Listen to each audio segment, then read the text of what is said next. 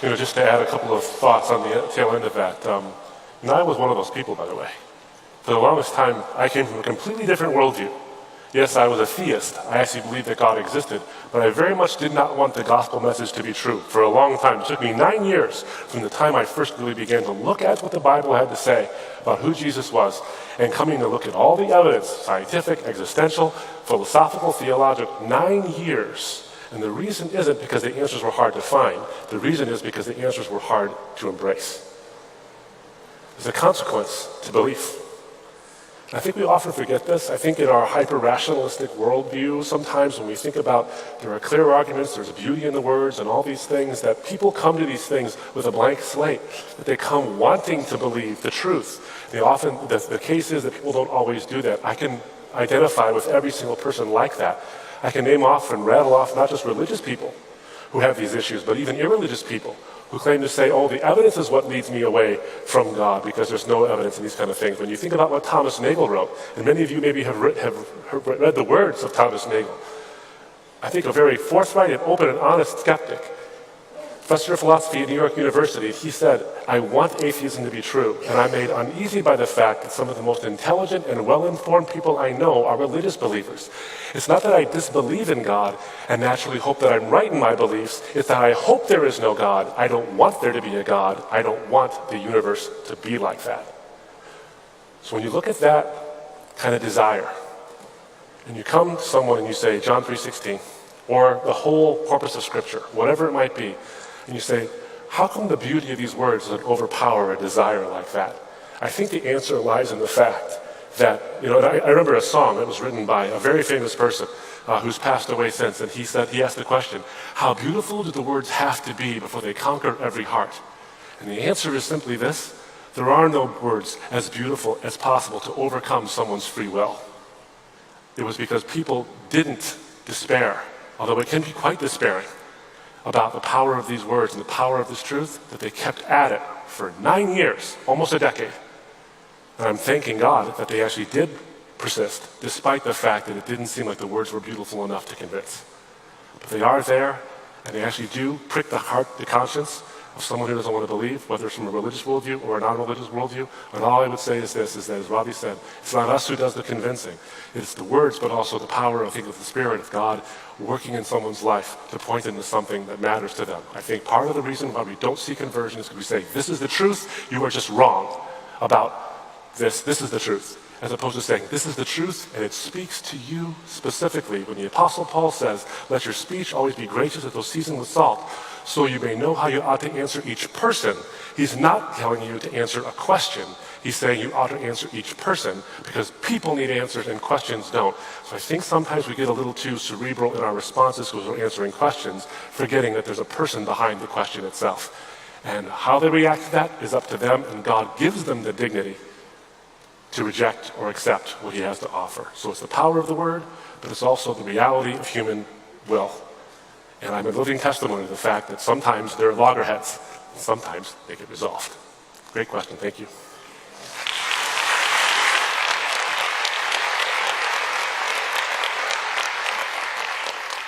Great speech, both of you guys. Obviously, today's conversation, the thrust behind it is truth. So how am I supposed to believe in the truth, the validity of Jesus in the Bible when we have no writings from Jesus himself? There's decades, if not up to 100-year period, where we have no writings from anybody else about Jesus when there were lesser supposed gods performing miracles, which they did write down. And then when you finally get to an account of Jesus, the Gospels, you have conflicting stories. Just quick example, when they go to the tomb and they roll the stone off, one, there's an earthquake and angels appear. The other one, that doesn't happen. One, there's Mary there. The other one, she's not. So they're not like small discrepancies like Jesus was wearing a red shirt or a blue shirt. We don't have any real evidence from Jesus during his lifetime. And then hundreds of years later, we're supposed to believe these conflicting reports. How am I supposed to reconcile that? Thank you. I think that's a shotgun of a lot of objections there. I don't want to necessarily discount any one of them by not being able to answer all of them. Obviously, with a time constraint, we have to make sure that we go to the more pungent ones you actually mentioned. I think you're just factually wrong about the disparity between the times of the writings in Jesus' life. For example, when you look at actually the manuscript evidence, now we have what many scholars, one scholar in particular, probably one of the world's finest biblical manuscript scholars, says is an embarrassment of riches. In fact, most people, Gospel of John, good example, Gospel of John is the last gospel written. No one disputes that. Many thought it was written in the 200s AD, long after Jesus' death. And so there's all this presumption about how Gospel of John is theological, it's legendary embellishment, there's no possible way this could actually record the life of Jesus. Obviously, it's just someone's theological reflection after the church gets established. But then they find this little postage stamp sized fragment of the Gospel of John, chapter 18. In fact, the very verses Ravi quoted, when he talks to Pilate and he says, whoever's on the side of truth listens to me, is on this little fragment. The fragment itself is dated between 90 AD and 125 or 150 AD. That's the fragment. And it's a copy of a copy of a copy. Now, of course, as you know, copies come after originals. That's kind of how it works. So if the fragment of the Gospel of John, the very last gospel written, is a copy of a copy of a copy, and that's written between 90 and 125 or maybe 150 AD, that means the originals are even earlier than John. Now, if John is the last gospel written, and Luke and Matthew are written prior to him, then that means that they are written prior to 90 AD or so. They draw, in fact, Acts is a book that's a sequel to Luke. So if you follow the sequence backwards, you have John, not written in the 200s, easily written within the first century. Then you have Luke and Acts is the sequel to Luke. What's interesting about Luke is you look at what Gospel Luke records. Amongst the manuscript evidence, there's great evidence for the early dating of Luke. But you look at what it records, and it actually follows in not the Gospel of Luke, sorry, the book of Acts, which Luke wrote. It records the life and times of essentially the apostles after Jesus' ascension. Its focus is particularly on Paul. It talks about his shipwrecks, talks about his whipping, talks about his beating, talks about his persecutions. You know what it leaves out? His death. Conspicuously absent is his death. We know when he died, AD 64. He was beheaded by the emperor. So what does that tell you about when Acts was written? If Luke left out the single most important event to culminate Paul's ministry, then we have to assume, at least it's reasonable to assume, that Luke was written before AD 64. Sorry, Acts was written before AD 64. If Acts was written before AD 64, and Acts is the sequel to Luke, that means Luke was probably written in the 50s. If Luke was written after Mark, that means Mark was written in the 50s or in the 40s. Jesus dies in 33. So it's definitely not hundreds of years later, not even close. We're finding earlier and earlier manuscripts. In fact, one scholar, friend of mine, said this about the accuracy of what the Bible actually records. He's a biblical scholar, a prestigious guy. He does a lot of writing, a lot of speaking. He says, you know what archaeologists do when they go to look in the ancient world in the Middle East to find out where thus and such or this thing is? The first book they look at is the Bible. Secular archaeologists look at it. So we have this, I think, an impressive corpus of material that's very early dated to the time of Jesus. And it's written, I think, by eyewitnesses. The question you have to ask yourself, and I have to ask myself, I'm not singling you out, I think everybody in this room has to ask. You can ask the question two ways. Why should I trust the Bible? Or, why should I trust the Bible? There's questions with the exact same wording, but I think different views on it. There's a skeptic who is somebody who believes something, who won't believe something until there's enough evidence, which is natural. And then there's a cynic who doesn't believe even when there is. And I would suggest to you, take that skeptical view and look at the evidence, and I think it'll actually answer your question of why. Thank you so much for your question.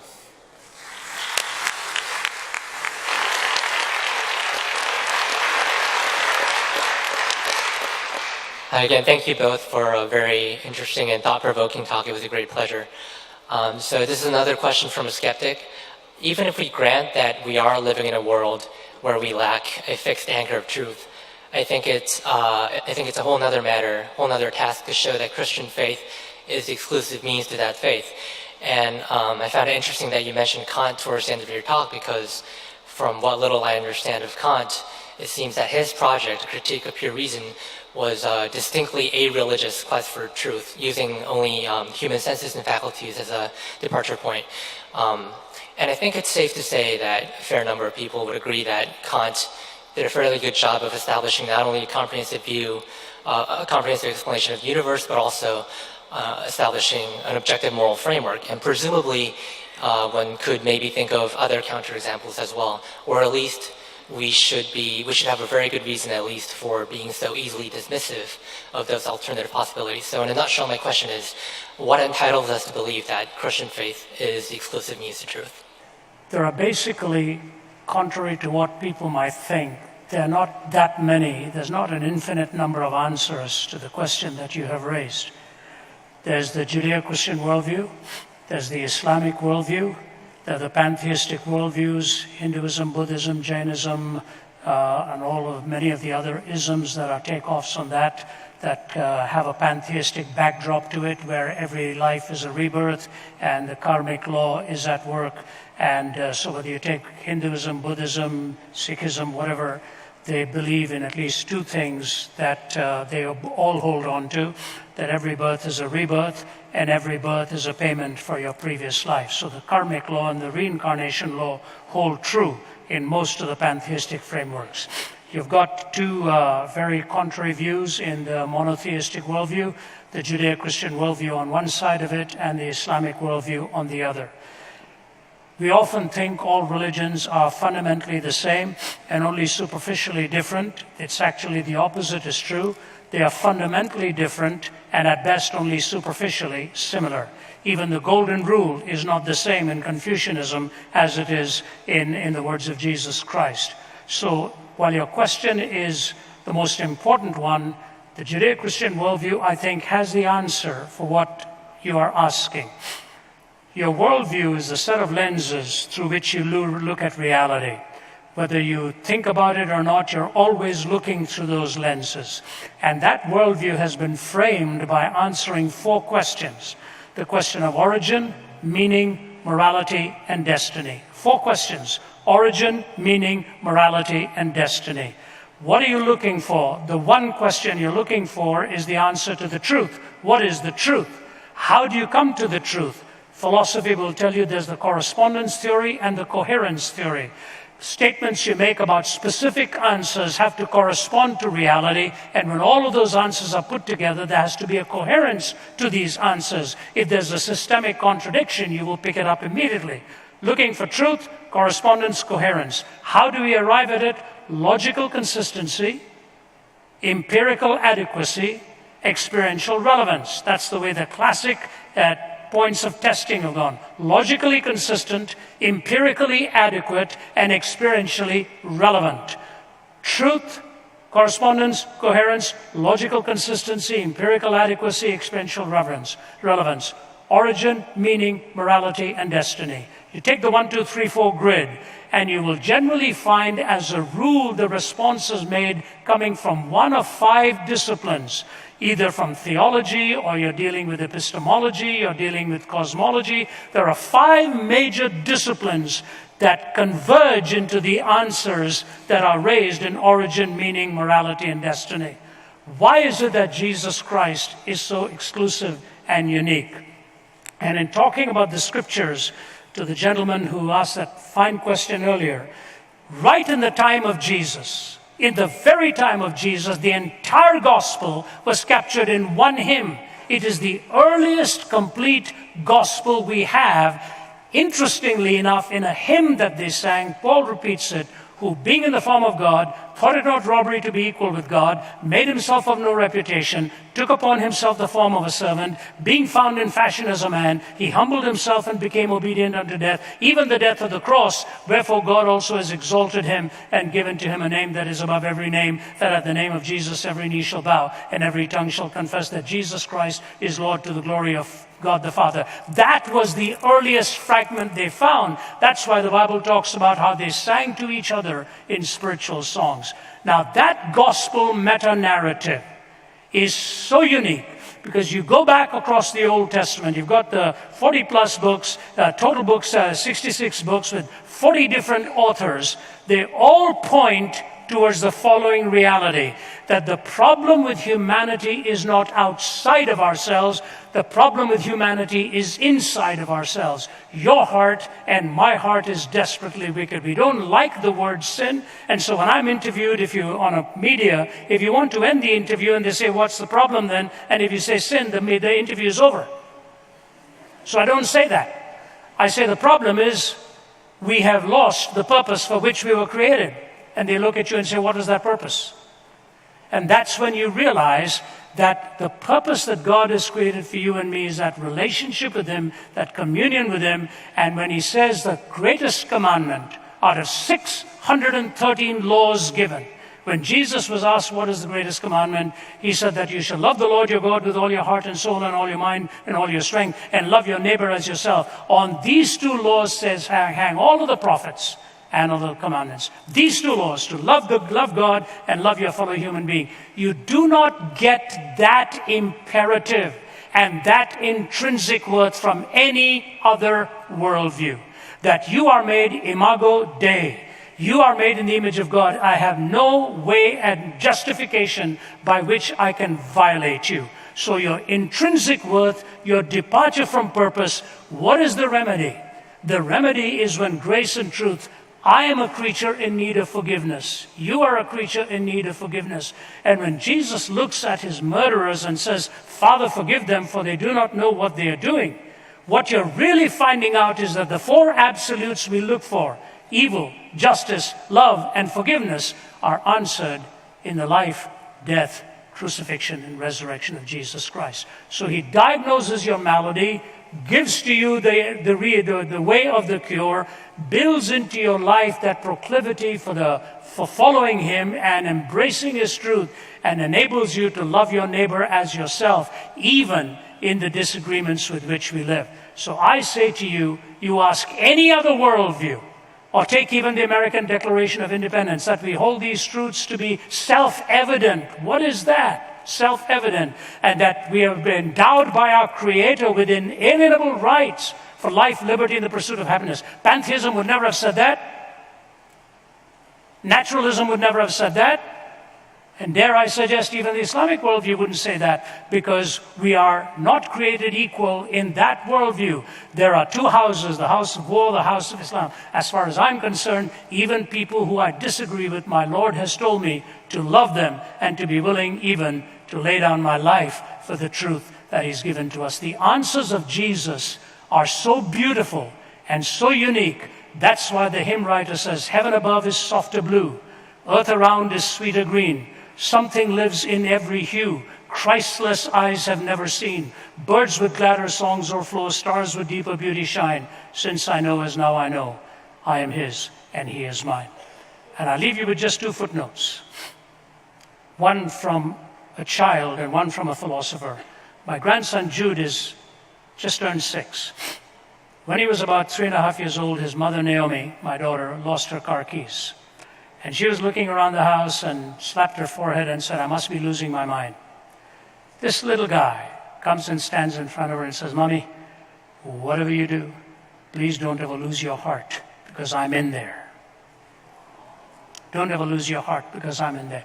The Bible says, out of the mouths of infants and babes, he has ordained praise. Who taught this little boy the security and the sanctity of love? When I was doing philosophy in the 80s, the famous philosopher we had to study was Anthony Flew. We had to find responses to Flew. We studied Flew, and one of my colleagues, Michael Ramsden, even met up with Anthony Flew. But before Anthony Flew died, he made this comment, and much more than this. He said, if I can be convinced that Jesus Christ rose from the dead, and he talked about the writings of N.T. Wright, the famed writer who's written about the resurrection and corresponded extensively with Gary Habermas, the historian, debated and dialogued. He said, it all hinges for me on this, if Jesus really rose again from the dead. And if that resurrection story is true, he said, I would be willing to be convinced, because C.S. Lewis convinced him of the moral framework, and now he was waiting for the empirical evidence of the resurrection of Jesus Christ. No other worldview will give you correspondingly true and coherent answers to the questions of origin, meaning, morality, and destiny, your intrinsic worth and your neighbor's intrinsic worth. One Islamic scholar in Damascus, Sheikh Hussein, he and I dialogued for several hours in front of an audience. He was a very respectful man. Kept referring to me for some reason as Professor Zacharias, Professor Zacharias. In the end, when we finished and had to make our closing statement, he looked at me and he said this in front of an audience. He said, Professor Zacharias, maybe it's about time for us in the Islamic worldview. This is a Shiite cleric, the leading Shiite cleric in Syria.